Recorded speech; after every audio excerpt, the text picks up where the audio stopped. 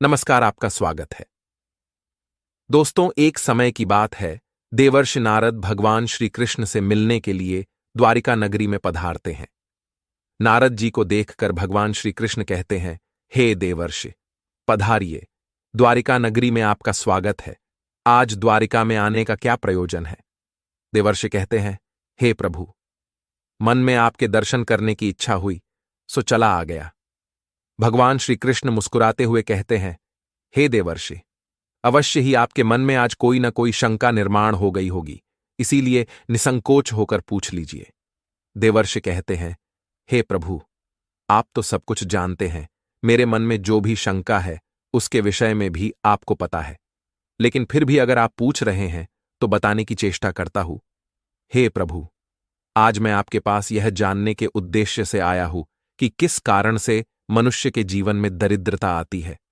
देवी लक्ष्मी किस कारण से मनुष्य के घर का त्याग करके चली जाती है, और वह कौन सा पुण्य है जिससे देवी लक्ष्मी सदैव ही मनुष्य के घर में वास करती है। भगवान श्री कृष्ण कहते हैं, हे देवर्षि, आज आपने समस्त मानव जाति के कल्याण के उद्देश्य से अत्यंत महत्वपूर्ण बात पूछी है। देवी लक्ष्मी के कारण ही मनुष्य के घर में सुख समृद्धि का वास होता है, और जब देवी लक्ष्मी घर का त्याग करके चली जाती है तो उस घर में दरिद्रता का ही वास होता है। इस विषय में एक प्राचीन इतिहास कहा जाता है, जो मैं आपको सुनाता हूं। जो भी मनुष्य इस कथा का श्रवण करता है, उसके घर में देवी लक्ष्मी के साथ समस्त पुण्य निवास करते हैं। इसीलिए आप इस कथा का श्रवण कीजिए और इसका तीनों लोकों में प्रचार कीजिए। देवर्षि कहते हैं, हे प्रभु, कृपया आप मुझे वह कथा सुनाइए। आपके मुख से इस कथा को सुनना मेरा सौभाग्य है। मैं इस कथा को पूरा सुनूंगा और इसका प्रचार तीनों लोकों में करूंगा। भगवान श्री कृष्ण कहते हैं, हे देवर्षि, जो मनुष्य सत्य का साथ देता है, ईश्वर उसका साथ कभी नहीं छोड़ते हैं। आज मैं आपको महाराज हर्षवर्धन की कथा सुनाता हूं, जिन्होंने देवी लक्ष्मी का त्याग करके दरिद्रता को ग्रहण कर लिया था।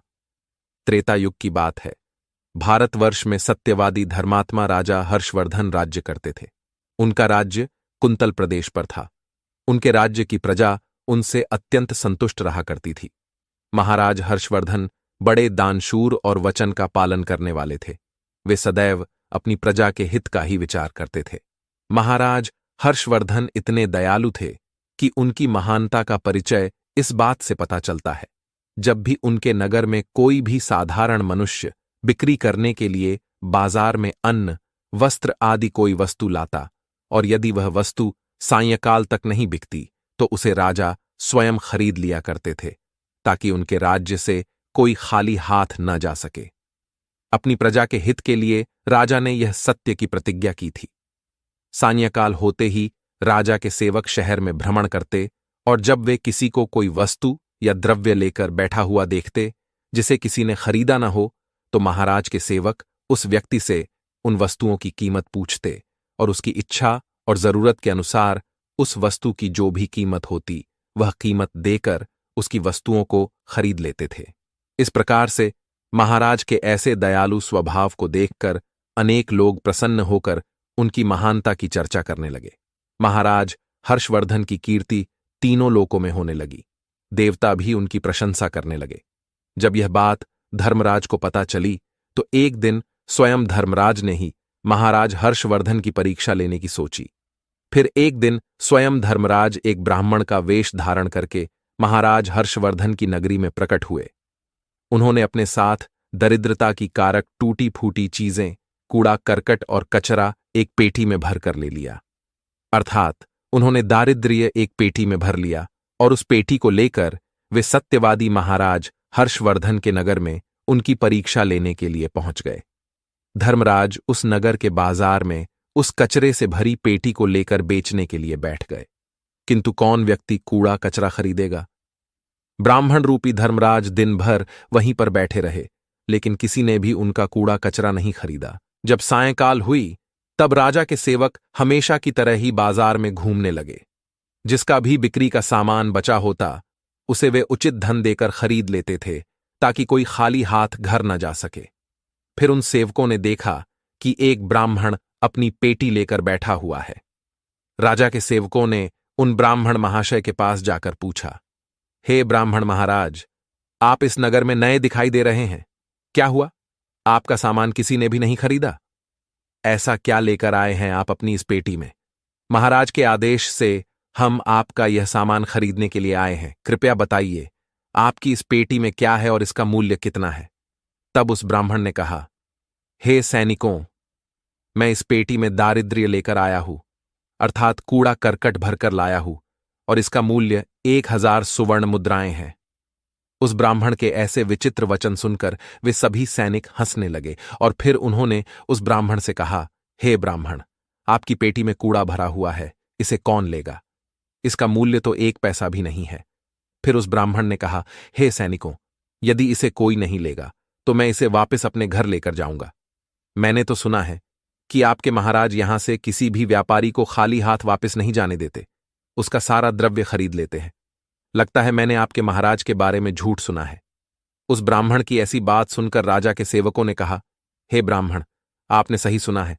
हमारे महाराज किसी भी व्यापारी को खाली हाथ घर नहीं भेजते, उसका सारा माल खरीद लेते हैं। इसीलिए तुम थोड़ी देर रुको, हम अभी महाराज के पास जाकर आते हैं। फिर उनमें से एक सेवक महाराज हर्षवर्धन के पास जाता है और उनसे कहता है, हे महाराज, आज हमारे नगर के बाजार में एक ब्राह्मण आया है। वह बड़ा ही विचित्र है। वह अपनी पेटी में कूड़ा कचरा भरकर लाया है और उसका मूल्य वह 1000 सुवर्ण मुद्राएं बता रहा है। तब महाराज ने कहा, हे सैनिकों, तुम जाकर उसके सामान का मूल्य जो कम से कम हो सके उतना उसे देकर उसका सामान खरीद कर लाओ। उसे उसकी वस्तुएं लेकर वापस मत जाने दो, अन्यथा मेरा वचन झूठा हो जाएगा। फिर राजा के सेवक उस ब्राह्मण के पास जाते हैं और कहते हैं, हे ब्राह्मण, हम तुम्हारे इस पेटी का मूल्य 200 स्वर्ण मुद्राएं देते हैं। तुम इतनी मुद्राएं लो और प्रसन्नता से अपने घर चले जाओ। किंतु उस ब्राह्मण ने कहा, हे सैनिकों, मैं 1000 स्वर्ण मुद्राओं से 1 पैसा कम नहीं लूंगा। यदि तुम मेरा सामान खरीदना चाहते हो तो खरीदो, नहीं तो मैं अपना सामान लेकर वापस चला जाता हूं। तब उन राजा के सेवकों ने कहा, हे ब्राह्मण, ठीक है, अब हम तुम्हें इस पेटी के बदले 500 मुद्राएं देते हैं। इतना मूल्य तुम्हारे लिए सही रहेगा। लेकिन फिर भी वह ब्राह्मण नहीं माना और 1000 स्वर्ण मुद्राओं पर ही अड़ा रहा और कहने लगा, मेरा सामान लेना है तो लो, नहीं तो मैं चला। तब फिर से वह सैनिक लौटकर राजा के पास जाता है और उनसे कहता है, हे महाराज, उस ब्राह्मण को हमने 500 मुद्राएं देने की कोशिश की, किंतु वह फिर भी नहीं मान रहा है। उसकी पेटी में कचरा और दारिद्र्य भरा पड़ा है, लेकिन फिर भी वह 1000 मुद्राएं ही मांग रहा है। हे महाराज, आपको उसका कचरा 1000 मुद्राओं में नहीं खरीदना चाहिए। महाराज हर्षवर्धन कहते हैं, हे सैनिकों, यह मेरे सत्य की प्रतिज्ञा है। मैं किसी भी व्यक्ति को अपने राज्य से खाली हाथ जाने नहीं दे सकता। हम सत्य का त्याग कभी नहीं करेंगे। इसीलिए तुम लोग जाओ और वह ब्राह्मण जो कीमत कह रहा है उसमें उसकी वस्तुओं को खरीद कर लेकर आओ।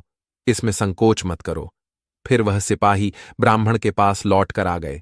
उन्होंने उस ब्राह्मण को 1000 सुवर्ण मुद्राएं दी और उसकी दारिद्र्य से भरी हुई पेटी ले ली। वह ब्राह्मण मुद्राएं लेकर चला गया और फिर सिपाही उस दारिद्र्य से भरी पेटी को लेकर राजमहल में लौट आए। फिर महाराज ने उस पेटी को राजमहल के अंदर रखवा दिया। रात्रि में जब सोने का समय हुआ तब महाराज के राजमहल के द्वार से एक अत्यंत सुंदर स्त्री निकली। उस स्त्री के 4 हाथ थे, हाथों में कमल पुष्प थे। उस सुंदर स्त्री ने नाना प्रकार के आभूषण धारण किए हुए थे। महाराज महल के बाहर बैठे हुए थे। जब महाराज ने उस अत्यंत सुंदर स्त्री को देखा तो महाराज आश्चर्य में पड़ गए और उन्होंने उस स्त्री से पूछा, हे देवी, आप कौन हैं? इस रात्रि के समय में आप यहां पर क्या कर रही हैं? आप कहां से आ रही है और कहां पर जा रही है? महाराज की ऐसी बात सुनकर वह स्त्री बोली, हे राजन, मैं तुम्हारे राज्य की लक्ष्मी हूँ। आप सत्यवादी धर्मात्मा हैं, इसी कारण से मैं आपके राजमहल में निवास करती हूँ। किंतु आज आपके राजमहल में दारिद्र्य आ गया है और जहां पर दारिद्र्य रहता है उस स्थान पर लक्ष्मी निवास नहीं करती है। आज आपने एक पेटी में भरा दारिद्र्य अपने घर में रखा है, इसीलिए अब मैं यहां से जा रही हूँ। तब महाराज हर्षवर्धन ने हाथ जोड़कर प्रणाम करके देवी लक्ष्मी से कहा, हे मां लक्ष्मी, आपकी जैसी इच्छा। मैं अपने वचन और प्रतिज्ञा से बंधा हुआ हूं। मैं अपना वचन नहीं तोड़ सकता। इस कारण से मैं उस दारिद्र्य से भरी पेटी को लेने से मना नहीं कर सकता था। कृपया आप मुझे क्षमा कीजिए। तब देवी लक्ष्मी महाराज के राजमहल का त्याग करके चली जाती है। थोड़ी देर बाद राजा ने एक बहुत ही सुंदर युवा पुरुष को राजमहल के दरवाजे से निकलते देखा। तो महाराज ने उससे पूछा, हे देव, आप कौन हैं? यहां पर कैसे आए और आप कहां जा रहे हैं?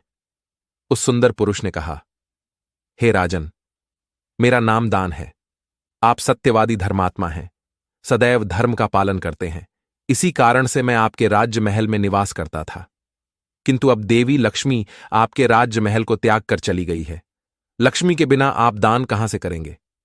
इसीलिए मैं भी अब आपको छोड़कर जा रहा हूं। तब महाराज हर्षवर्धन बोले, हे देव, ठीक है, जैसी आपकी इच्छा, आप भी जा सकते हैं, किंतु मैं अपने वचन को तोड़ नहीं सकता। फिर वह दान भी महाराज को छोड़कर चला जाता है। उसके बाद अन्य एक सुंदर पुरुष राजमहल से निकलता हुआ दिखाई पड़ा। तब महाराज ने उससे पूछा, हे देव, आप कौन हैं और कहां जा रहे हैं? तब उस पुरुष ने कहा, हे राजन, मैं यज्ञ हूं। आप सत्यवादी धर्मात्मा हैं। आप सदैव दान धर्म करते थे। इसी कारण से मैं आपके राज्य में निवास करता था। किंतु अब लक्ष्मी और दान आपका घर छोड़कर चले गए हैं, तो मैं भी जा रहा हूं। क्योंकि लक्ष्मी के बिना यज्ञ नहीं किया जा सकता और दान के बिना यज्ञ संपन्न नहीं हो सकता, इसीलिए मैं भी आपका त्याग करके जा रहा हूं। महाराज हर्षवर्धन ने कहा, हे देव, ठीक है, जैसी आपकी इच्छा, आप भी जा सकते हैं, किंतु मैं अपने वचन का त्याग नहीं करूंगा। फिर वह यज्ञ भी राजमहल को छोड़कर चला जाता है। फिर कुछ समय बाद अन्य एक अत्यंत सुंदर पुरुष राजमहल से जाता हुआ दिखाई देता है। तो राजा ने उसे भी पूछा, हे महाशय, आप कौन हैं और राजमहल छोड़कर क्यों जा रहे हैं? तब उस पुरुष ने कहा, हे राजन, मैं यश हूं। आपके पुण्यों के कारण मैं आपके घर में निवास कर रहा था, किंतु अब आपके यहां से लक्ष्मी, दान, यज्ञ आदि सब चले गए हैं, तो उनके बिना आपको यश की प्राप्ति नहीं हो सकती। इसी कारण से मैं भी यहां से जा रहा हूं। तब राजा ने उसे भी नमस्कार किया और आदरपूर्वक जाने दिया। फिर उसके बाद अन्य एक अत्यंत सुंदर स्त्री राजमहल से निकली, जिसने सुंदर वस्त्र परिधान किए हुए थे। उसे देखकर राजा ने पूछ लिया, हे देवी, आप कौन हैं और आप किस कारण से मेरे राजमहल का त्याग कर रही हो? तब वह स्त्री बोली, हे राजन, मैं कीर्ति हूँ। लक्ष्मी, दान, यज्ञ और यश ने भी आपका साथ छोड़ दिया है, तो उनके बिना मैं भी आपके राजमहल में नहीं ठहर सकती। इसीलिए मैं भी जा रही हूँ। तब राजा ने उसे भी जाने दिया। फिर अंत में एक अत्यंत सुंदर पुरुष राजमहल से निकला और उसे देखकर राजा ने पूछा, हे देव, आप कौन हैं और आप भी हमारे राजमहल को छोड़कर क्यों जा रहे हैं? तब उस पुरुष ने कहा, हे राजन, मैं सत्य हूं। आप एक सत्यवादी धर्मात्मा राजा है, इसीलिए मैं आपके यहां निवास करता था। किंतु अब आपके यहां से लक्ष्मी, दान, यज्ञ, यश, कीर्ति आदि सभी चले गए हैं, तो मैं भी यहां से जा रहा हूं। तब महाराज हर्षवर्धन ने कहा, हे सत्य, आप भी मेरा त्याग कर रहे हैं, किंतु मैंने तो आपका कभी त्याग ही नहीं किया। आपका त्याग न करने के कारण ही सभी मुझे छोड़कर जा रहे हैं। इसीलिए आप मुझे छोड़कर कैसे जा सकते हैं? मैंने अपने सत्य वचन का पालन करने के लिए ही दारिद्र्य को अपने घर में रखा था। मैंने संसार के कल्याण के लिए यह वचन दिया था कि मेरे राज्य से कोई भी खाली हाथ नहीं जाएगा। जो भी मेरे राज्य में कोई वस्तु बेचने आएगा, यदि उसकी वस्तु कोई नहीं खरीदेगा, तो उसे मैं खरीद लूंगा। इसीलिए मैंने अपने सत्य वचन का पालन करने के लिए उस ब्राह्मण को 1000 सुवर्ण मुद्राएं देकर उससे दारिद्र्य खरीद लिया था। उसी दारिद्र्य की पेटी के कारण देवी लक्ष्मी ने आकर मुझसे कहा कि वे उस स्थान पर निवास नहीं करती जिस स्थान पर दारिद्र्य रहता है, और देवी लक्ष्मी के जाते ही यज्ञ, दान, यश, कीर्ति सब मुझे छोड़कर चले गए हैं। मेरे सत्य वचन का पालन करने के लिए ही मैंने उन सभी को जाने दिया, और अब आप भी मुझे छोड़कर जा रहे हैं। महाराज हर्षवर्धन की बात सुनकर वह सत्य बोला, हे राजन, यदि आपने मेरे लिए ही इन सब का त्याग किया है तो ठीक है, मैं आपका राजमहल छोड़कर नहीं जाऊंगा। आप सचमुच बड़े पुण्यात्मा और सत्यवादी हैं, इसीलिए अब से मैं आपके राजमहल में ही निवास करूंगा। और वह सत्य फिर से राजमहल में लौट गया। उसके थोड़ी ही देर बाद एक सुंदर स्त्री लौट कर आ गई। उसे देखकर राजा ने पूछा, हे देवी, आप कीर्ति है, अब भी आप मुझे छोड़कर चली गई थी, तो फिर वापस क्यों लौट कर आ गई? तब कीर्ति ने कहा, हे राजन, मुझे क्षमा करो। मैं लक्ष्मी, यज्ञ, दान, यश के बिना तो रह सकती हूँ, किंतु सत्य के बिना नहीं। इसीलिए जहां सत्य रहेगा मैं भी वहीं पर रहूंगी। फिर राजा ने कीर्ति का स्वागत किया और वह राजमहल में चली गई। फिर यश वहां पर लौट कर आ गया। राजा ने उससे पूछा, हे महाशय, आप तो यश है, आप मुझे छोड़कर चले गए थे, फिर लौटकर क्यों आ गए? तब उस पुरुष ने कहा, हे राजन, कोई राजा कितना ही बड़ा धनवान हो, दानशूर हो, किंतु सत्य के बिना उसे यश प्राप्त नहीं हो सकता। इसीलिए जहां पर सत्य विराजमान रहता है, मैं भी वहीं पर रहता हूं। सत्य के बिना मैं नहीं रह सकता। ऐसा कहकर फिर यश ने राजमहल में प्रवेश किया। उसके कुछ क्षण बाद यज्ञ भी लौटकर आ गया। राजा ने उससे भी पूछा, हे महाशय, आप क्यों लौटकर आ गए? तब यज्ञ ने कहा, हे राजन, चाहे कोई कितना भी लक्ष्मीपति और दानशील क्यों ना हो, किंतु बिना सत्य के यज्ञ शोभा नहीं देता है। आप में सत्य विराजमान है, इसीलिए मैं भी आपके पास ही रहूंगा। इतना कहकर यज्ञ भी राजमहल में वापस लौट गया। उसके कुछ क्षण बाद दान भी वापस आ गया। राजा ने उससे भी पूछा, हे महाशय, आप भी मुझे छोड़कर गए थे, फिर लौटकर किस कारण से आ गए? तब उस पुरुष ने कहा, हे राजन, मैं दान हूं। कुछ समय पहले मैं आपको छोड़कर गया था, किंतु आप में सत्य विराजमान है, और जहां सत्य रहता है मैं भी वहीं रहता हूं। कोई मनुष्य कितना ही धनवान क्यों ना हो, किंतु बिना सत्य के वह दान नहीं कर सकता। दान का महत्व सत्य से ही होता है, इसीलिए मैं भी लौट कर आ गया। राजा ने कहा, ठीक है, आपका भी स्वागत है। और फिर दान भी राजमहल में चला गया। और फिर उसके बाद साक्षात देवी लक्ष्मी लौटकर आ गई। राजा ने पूछा, हे मां लक्ष्मी, आप वापस क्यों आ गई? आप तो मुझे छोड़कर चली गई थी। तब देवी लक्ष्मी ने कहा, हे राजन, यह आपके सत्य की परीक्षा थी। आपके यहाँ पर यश, दान, यज्ञ और सत्य सभी निवास करते हैं, और लक्ष्मी के बिना सभी विफल हो जाएंगे। इसीलिए मैं आपके सत्य धर्म की रक्षा करने हेतु लौटकर आ गई हूं। तब राजा ने कहा, हे मां लक्ष्मी, मेरे यहां पर तो दारिद्र्य से भरी हुई पेटी है। जहां दारिद्र्य रहता है वहां पर आप कैसे निवास कर सकती हो? तब देवी लक्ष्मी ने कहा, हे राजन, मेरी कृपा से वह दारिद्र्य से भरी पेटी भी सुवर्ण और रत्नों से भर जाएगी। इतना कहकर मां लक्ष्मी भी राजमहल में प्रवेश करती है। मां लक्ष्मी के प्रवेश करते ही वह पेटी में भरा पड़ा कूड़ा कचरा रत्न और सुवर्ण के आभूषण में बदल गया। इसके कुछ समय के पश्चात स्वयं धर्मराज ब्राह्मण के रूप में राजमहल में आ गए।